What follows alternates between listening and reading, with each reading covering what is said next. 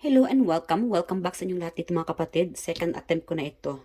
Nag-ring kasi yung cellphone ko at baka ah, biglang nawala yung boses, so I have to redo it again. So guys, ang reading na ito ay may taong nanggigigil sa inyo. So again, before mag-start, sa mga hindi pa alam, month of May prediction, may bago po akong reading doon sa ating The Star Angel Tarot English reading po iyon. Pakisuportahan na lang po ang aking YouTube channel, The Star Angel Tarot. At maraming salamat po sa inyong lahat, sa mga supportive viewers ko dito. Guys, thank you, thank you. Na-appreciate ko po kayong lahat dito sa mga umaabang. Mahal na mahal ko po kayo at maraming salamat talaga at malaking tulong kayo dito sa aking YouTube channel. And pakiclick na lang po sa description below. Yung The Star Angel Tarot link ko. Andun po yung month of May prediction. Sa mga gustong malaman ng inyong month of May. At kayo na lang po ang mag-adjust. At English pa inyon. English po yung mga kapatid. And pasensya na. Wala po tayong, wag lang po tayong bitter, ano. So, again, bear with me. And again, thank you po sa inyong lahat talaga. So, ang reading na ito mga kapatid, this is Timeless Collective. If this happen na makita nyo itong reading na ito, may mensahe para sa inyo dito. And I do hope makaresonate sa inyo, no? At hindi po ito private reading. So, may nanggigigil sa inyo. We have here, gigil na gigil si ex mo. May nag-admire sa yung lalaki. May friend ka na nanggigigil sa inyo. Nanay, a family member, kapitbahay mong babae, kapatid na babae, may lolo ka, may stranger. You don't know this person. So, ang lolo mo, kung buhay pa yung lolo mo, then nanggigigil sa inyo. Kung wala na yung lolo mo, sumalangit na, maybe in spirituality, baka may nakitaan siya na nagigigil sa inyo, baka may nagkasala ka, no? Yes, kung may nagawa kang pagkakamali, siguro, like again, wala siyang magagawa, no? In physical world, nakikita ka lang niya, sinusubaybayan ka siguro, you are guided by your lolo. So, nagigigil siya sa inyo dahil siguro naging pasaway ka. And baka nag-send din siya ng sign, mga senyales, or siguro na panaginipan mo siya, at siguro parang wala kang ginagawa, ano. You did not pay attention to the sign. So, pay attention, guys. Kung ikaw ay recently na panaginipan mo tong lolo mo, ano. So, pay attention. Baka siguro nagigigil siya sa spiritual o spirit world or heaven, ika nga, ano. So, alamin natin. So, again guys, si X nagigigil sa inyo dahil hindi pa siya nakapag-move on. Yeah, siguro you are not, I don't know, siguro may iba ka na. Married ka na siguro. I don't know what your situation or your status. Pero nagigigil din siya dahil X na, no communication yung iba dito sa inyo. O wala na talaga, 45, around 40s na siguro yung person mo. May pagka-singer siguro ito or mahabang buhok. Something about necklace. Yeah, parang may sinusuot pa rin siya or a jewelry na binigay mo sa kanya, regalo mo sa kanya, that person still holding on. Yeah. Okay. Hindi pa siya nakapag-move on. That could be the reason na nanggigil siya sa inyo. Hindi pa siya nakapag-move on. So, ano bang ginagawa ng person ng ex mo right now? Okay. Kung bakit siya nanggigigil sa inyo. About these feelings. May feelings pa rin siya sa inyo. Kaya gigil siya. Okay. The Pentacles here. Gigil siya kasi wala eh. Siguro, I don't know, may nag-block dito. Binlock mo siguro siya or siya nag-block sa'yo. Kung siya man nag-block sa inyo, gusto niya makapag-move on, kaya lang gigil siya dahil inlababo pa rin siya. Wow. Inlababo pa rin siya. I'm getting like cold. No communication. Malakas dito yung no communication.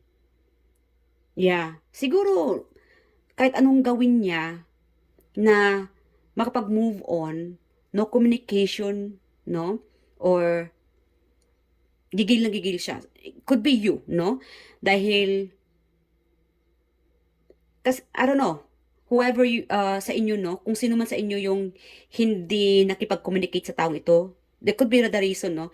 Hindi mo siguro siya pinapansin, wala nang nihuniha, or siguro dahil binlock mo siya, kaya gigil na gigil siya. That could be the reason.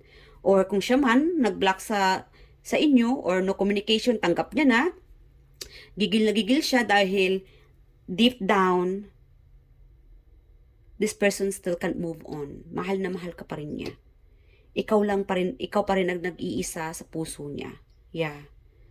And that's why this person still holding the heart. That pure love, pure heart. Alright. That could be the reason. Kaya gigil na gigil siya sa iyo or sa sitwasyon ninyo. Yeah. Nahihirapan siya makapag-move on. Alamin natin ang kanyang zodiac sign.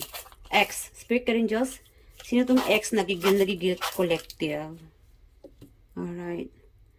Capricorn and Pisces. Ano pa? May nalaglag.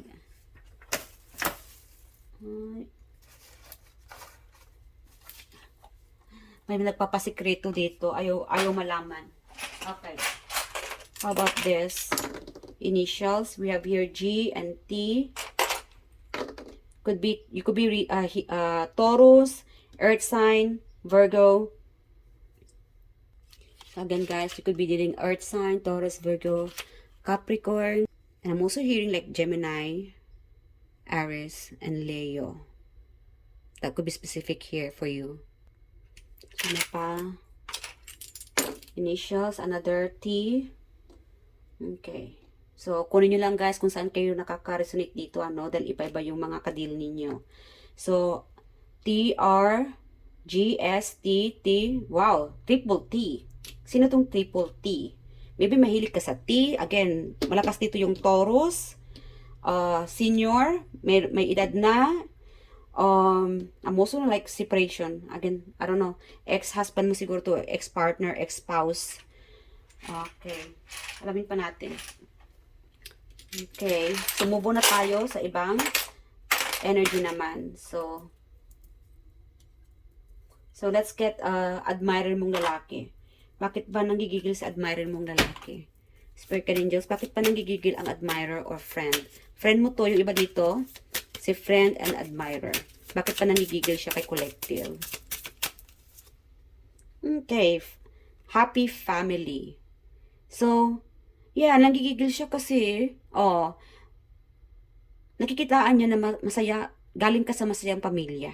Kumpletong pamilya. Maybe this person, ang taong ito ay, nalagyan inggit, Inggit siguro siya dahil masaya ka, masayang pamilya mo, you have a happy family, kung ikaw tong married na, or, again, you have a happy family, and, yeah, comparing, kino-compare niya yung lifestyle niya sa lifestyle mo, sa pamilya mo, at sa pamilya niya. So, yeah. That's the reason kung bakit nanggigigil siya kasi napakaswerte mo. Yeah. Dahil stable ang pamilya mo kaysa sa pamilya ng taong ito. Ano pa? What about your nanay, kapatid na babae? Again, in-admire ka naman, nanggigigil ang admirer mo, in-admire ka niya dahil I think this person wants to have a family with you. Yeah. Nanggigigil siya, ina-admire ka niya.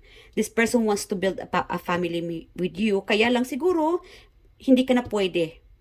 Married ka na siguro, may mga anak ka na, at masaya ang pamilya mo. Masaya ang pamilya mo, stable na ang status mo. So, this person admired you. Pero, gigil na gigil siya kasi you are unbreakable.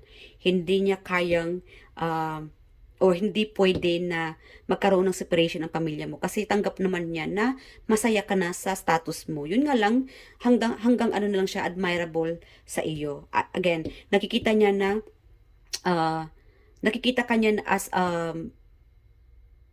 for long-term partner. This person can see you or imagine you to have a family with this person. Na maging kapartner ka niya, na magkaroon ng pamilya sa iyo, and that's why this person admired you. Nanggigil nga lang siya kasi hindi ka na pwede. May bawal na sa iyo. Ano pa?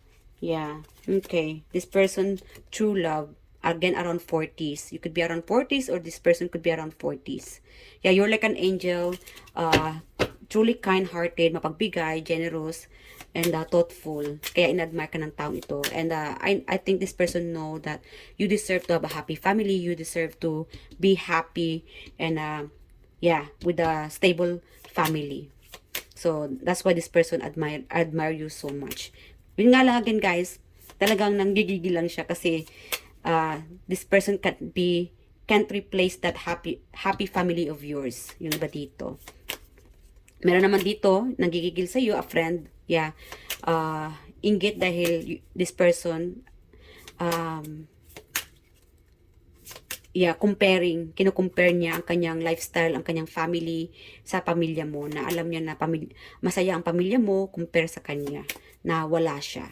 So, yeah, instead of inadmire ka niya, kaya lang, meron naman ditong inggit. So, be careful, guys. Ganun talaga, no? Dapat talaga suportahan na lang. Kung may mga kaibigan nagkaroon ng happy family, dapat support na lang, hindi yung inggit. So, yan yung iba sa inyong mga kaibigan. So, dapat aware kayo, mga kapatid, sa mga kaibigan ninyo, a circle of friends na naiinggit sa iyong family, happy family. So, let's move on na. Nanay, kapitbahay, and kapatid na babae, bakit ba nanggigigil ito sa iyo? Bakit ba nanggigigil ito sa iyo? Ano bang nagawa ng ating collective? Bakit nanggigigil ito sa inyo? Okay. 46, the thinking man, and the door to spirit. Okay, you guys are truly guided. Opportunity. So, meron siguro sa inyo, umalis na, or paglalayas, nagkaroon siguro ng idea, or aalis. Yeah, so again guys, iba-iba ang sitwasyon ninyo. Yeah, siguro nanggigigil sa inyo dahil mas pinili mo ang opportunity. Umalis ka siguro, separation. Yeah, I'm hearing like separation. Lumayo ka na siguro, kaya nanggigigil ang nanay mo. Dahil, I don't know, umalis ka dahil may pinili kang opportunity, or pinili mo yung ano ang mas nakakabuti sa inyo.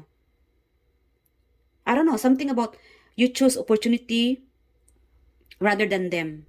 Parang may ganun eh. I don't know, something about like, may pinili ka. Siguro nagtatampo sila sa inyo. Yeah, kaya nanggigigil dahil feeling nila, hindi sila, I'm sorry. Yeah, feeling nila, feeling niya, hindi siya ang prioritize mo, hindi siya ang priority mo, mas iba ang pinapriority mo, kaya nanggigigil sila sa iyo. So, that could be, again, nagtatampo ito, dahil hindi siya, or sila ang priority mo, iba ang focus mo, hindi sila.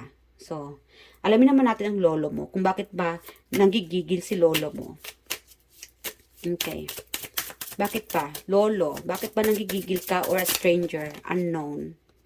Okay, caring connection. So, yes, nanggigigil. We have here number 14. Again, 14, 32, 46, 4, 1, 45. That could be your birth date, your age, or significant for you. Wedding could be marriage. Again, nanggigigil dahil this could be about your love life. Siguro concern, again, the world. Meron naman dito sumalangit na nakatingin. Yeah, guys, kung ikaw itong nanonood na sumasalangit ng iyong lolo, siguro focus ka na ngayon sa love life mo, or iba yung focus mo, wala na sa kanya, no? Baka nakalimutan mo na, o nakalimut ka na. Guys, it's time to visit, make a visit, no? Bisitahin mo naman ang lolo mo, magbigay ka naman ng bulaklak. Baka lately, puro ka na lang sa love life mo, iba na yung focus mo, nagtatampo, nakatingin siya. Nakatingin ang lolo mo sa malayo, or meron naman distance, no? Hindi ka na nagbibigay bisita, o hindi mo na binibisita ang lolo mo. Again, iba na yung focus mo. So, wag namang kalimutan ang iyong lolo. Kahit nabuhay pa ang lolo mo, ano? Andyan pa, buhay na buhay, guys. Make a visit. Bisitahin mo, magbigay ka ng bulaklak, lambingin. Baka may nagtatampong lolo dito na hindi ka na naglalambing, nagbago ka na. So, yes, nanggigigil dahil iba na yung pinagbibisihan mo. Sumalangit na ang lolo mo, pagka hindi ka na nagbigay ng bisita, ano, guys, please visit the grave, yung puntod ng lolo mo, magbigay ka naman ng bulaklak. Siguro, ipakilala mo rin sa lolo mo yung pamilya mo, or karelasyon mo, ano, na sabihin mo, lolo, ito pala yung karelasyon ko, ito pala yung pamilya ko, ito pala yung bulaklak para sa iyo. So, yes, make a visit, bisitahin yung puntod ng lolo mo dahil your lolo, loved one watching you from afar. Ito, confirm. Yeah, watching you visit, make a visit. Kasi nanggigigil siya dahil iba na yung focus mo. At baka nakalimot ka na. Alright? So, final advice for you. sa ating mga collective bago mag-end ang reading na ito. So, I do hope nag-enjoy kayo sa reading na ito mga kapatid, ano. Alright, Spirit Guide Angels, final advice sa ating mga collective. Okay, confidence. Wow, you guys are truly amazing, beautiful, with heart. Karamihan sa inyo dito, very gifted. Maybe your heart chakra is open, or it's time to love yourself, focus on what's important, and do not forget, wag kalimutan, wag makalimot sa mga taong andyan sa iyo, mga kapatid, from the darkness, no? Kahit sa kadiliman ng iyong sitwasyon, through success, dapat andyan ka pa rin, wag mo silang kalimutan, a family member, friends, and be careful pagdating sa mga kaibigan kasi like again guys, yeah, meron din kasi dito may mga inggit din sa mga exes, andyan gigil pa rin sa inyo dahil this person can't move on or stalking you, hindi siya makatingin, no communication, somebody here treated cold, yeah, walang pansinan, confidence. So post nyo na lang ang reading na ito and you can read it to yourself kung gusto nyo. Okay, it takes courage to put your butt on the line and go for it. And the best way to strengthen your confidence is to put yourself out there. Who cares what other people think? Everybody starts somewhere. And don't worry about making mistakes. You can always course correct, but you'll never know or grow unless you try. And the more you do, the more confident and successful you become. When you shine, we are all inspired to do the same. So yes guys, wag niyong hayaan yung mga sasabihin ng iba. Focus on what's important and pwede niyo namang kuhanan ng inspirasyon ng iyong pamilya and self-care, self-love. Keep moving forward. Know that you are guided. Ang iyong lolo from different world or family, kahit nasa malangit na, no, they're watching you, guiding you, at wag kalimutan sila, no. And again,